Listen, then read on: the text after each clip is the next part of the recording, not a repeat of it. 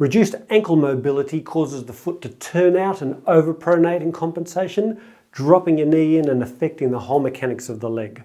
It's been linked to an almost 500% increase in ankle sprains and a list of issues as long as your leg. So here's how to check it and to fix it.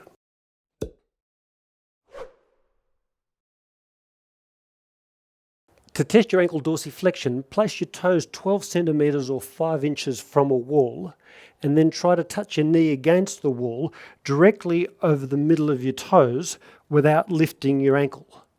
Now, if you can't do that, then you don't have a healthy level of ankle dorsiflexion. If it pinches or feels tight at the front of your ankle when you do this test, then it's more likely that you've got joint restriction. But if you feel it more at the back, then that's more calf tightness. Either way, do all 3 of these exercises in order. For exercise 1, put your foot up on a table or equivalent with the heel just near the edge, and then get a thin cotton scarf or a material belt and place that right over the ankle crease. And then secure that down firmly with one hand so that it's on about a 45-degree angle and just underneath the malleolus bone on each side of your ankles to hold the talus in place.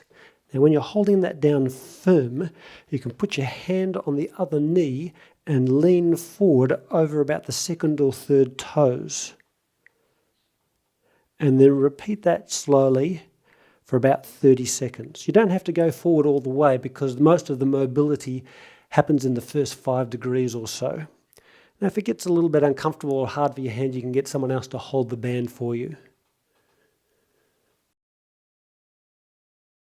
For exercise 2, we use a dynamic form of stretching called eccentric contraction to stretch the first of the 2 main calf muscles, the gastrocnemius. Without shoes on, put the ankle with poor mobility astride back from the wall, and then with your hands balancing on the wall, lift your other leg up and lean your body weight forward as far as your ankle will comfortably allow. Keep the knee of the leg that you're on straight and aim to move so that the knee moves over the direction of the toes. Try to lower your weight forward slowly, using your calf muscles to help slow the descent. This is the key to create eccentric contraction, which is better than a static stretch. Hold it for a moment and then return to an upright position, keeping your leg straight the whole time. You should feel it stretch in your calf muscle as you lower forward. Repeat 10 times, slowly on the way down, and do 2 sets once a day. For the last exercise, we want to stretch the other calf muscle, the soleus, by bending the knee. So for this exercise, put your heel in the corner of a table or something a little bit lower like a gym bench. Put your chest up against your leg to get your body weight forward, and then stretch the knee over those central toes, slowly going down and holding it and repeating that. Now, as with exercise 2, we want to use our calf muscles to slowly lower our weight to get eccentric contraction. So do it slowly. And when you get down to the bottom, if you want to, you can use your hands to pull your chest towards the table to increase the stretch.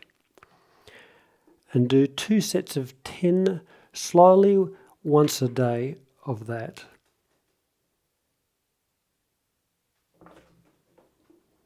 An alternative to get more body weight over the ankle is to get near a wall and slowly lower down over 3 or 4 seconds and then holding it like this and repeating that.